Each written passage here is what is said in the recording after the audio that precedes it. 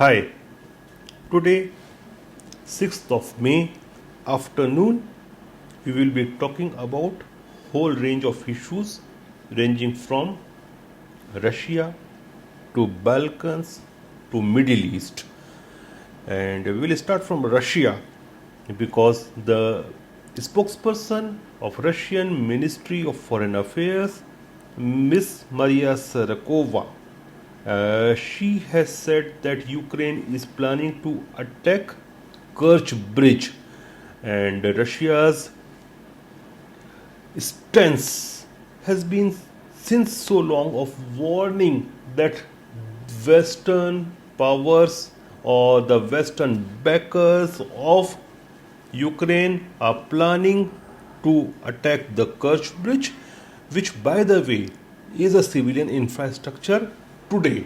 Earlier, it used to be also a strategic of military strategy infrastructure which was connecting mainland Russia to Crimea, and they were sending host range of military equipments. The Russians were sending all kind of military equipments using the Kerch Bridge, but they are not using it right now. It is the pure civilian infrastructure right now used by civilians.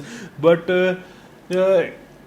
if you go 2 or 3 years back, since the start of the war in Ukraine, even the American analysts, American defense analysts, geopolitical analysts were very vocal about attacking and destroying the Kerch Bridge, and they somehow, I think, they think that it is linked with the prestige of Vladimir Putin's administration. We also saw those interceptions of German military officers talking with each other. I think they were talking from when they were in Singapore in a air show, and that was actually taped might be by Russia or some any other country who gave those recordings to Russians. There also they were talking about destruction of the Kerch Bridge. So it's an old program,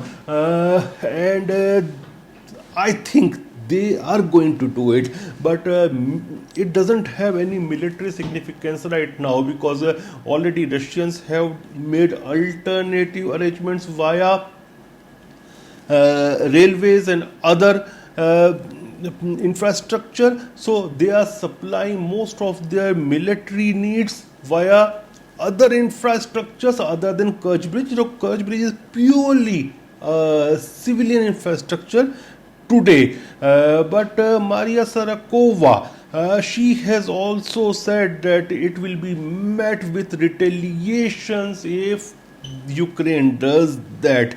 So retaliations will be very heavy, and it can be like the ones we saw after Moscow terror attack. After those Moscow terror attacks, there was a huge bombardment by Russians on Ukraine, even on Kyiv. So if they do something on Kerch Bridge, definitely it will be a big attack by Russians on Ukraine. Then if you talk about Russian Ministry of Interior, they have put both current President Zelensky as well as Ukrainian former President Poroshenko on the wanted list.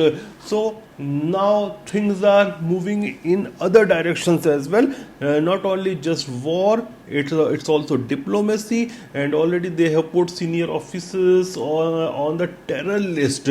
So we don't know. Tomorrow they can put even people like Zelensky on terror list, and I have been vocal about that there's a huge possibility that the special military operation of Russia may change into a counter-terror operation, because they have given such letters to Ukrainians demanding arrest and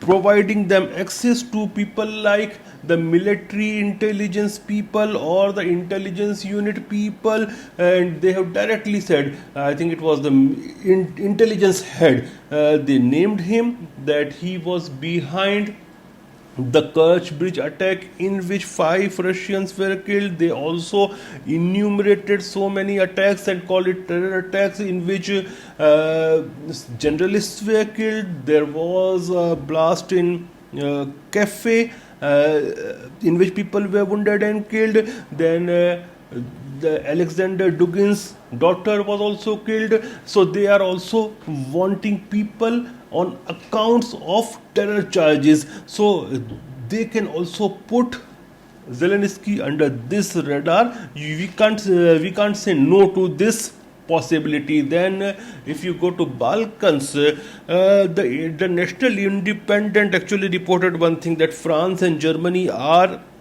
preparing to block Kosovo's admission to Council of Europe, and they say that this is according to Albanian media, and they say this is due to Serbia's pressure. But if you ask me, it's difficult for me to accept this, because there's a very heavy presence of NATO troops in Kosovo, and Serbia is very close with Russia. And one should not forget one fact, that both European Union's and NATO's headquarters are in Brussels, and it is no coincidence that both of them are present in the same place. So I don't think that this is true. Then coming to Middle East, there are reports that United States will not sign a defense agreement with Saudi Arabia unless the kingdom agrees to normalize relationship with Israel. But I don't think that this is possible. The normalization won't happen without a Palestinian state, because then it will make the Arab street against the rulers, and already we are seeing that they are arresting people who are very critical on social media against Israel there in Saudi Arabia. So there are some talks going on vis-a-vis normalization with Israel, but I don't think it can occur without a Palestinian state. And the current administration in Tel Aviv, I don't think that they can dare to go for it, because if Netanyahu goes for a Palestinian state, the very right wing, the religious fundamentalists who go by Torah, the Old Testament word by word, people like Smotrich or Ben Gurion, I always forget this word guy's name, not Ben Gurion, it's Ben Gurion, I think, the Minister of Interior. These people are religious fundamentalists and fanatics, so they will bring down Netanyahu's government. So I don't think that Netanyahu will go for it. Then another report was that United States has suspended the delivery of weapons to Israel, and it was reported by ex-CEOs, and they cited that inside sources claim that Biden administration held back a massive ammunition shipment to Israel last week, and this was partially the reason why Netanyahu has not invaded Rafah already. So there is also pressure from Washington's side, I think, because the Gaza situation is like Stratos hanging around the neck of election going Biden. So he is also putting pressure on Israel. So he is holding back the ammunition. But I somehow feel that a power like Israel, which claims very militarily advanced, can't go against a city without American ammunition. This is something interesting to watch. But US administration, the Biden administration is, I think, putting some pressure on both Saudi Arabia as well as Israel to go for some kind of negotiation and normalization of diplomatic ties. But still again I will say that it won't go with Saudi Arabia without a Palestinian state or without nuclear weapons. Yes, there is a possibility, I think, that Saudi can go for normalization about what they are talking, the civilian nuclear deal with United States of America, but it won't be a civilian, as per my analysis, it won't be a civilian nuclear deal, it will be a nuclear deal, nuclear weapons, because nuclear civilian deal can be achieved from various countries like Russia, like China, like France, so they don't need the United States of America for that. Yes, I think they can go for a diplomatic relationship with Israel if they are getting nuclear weapons, even without Palestinian state. That's what I think. Thank you.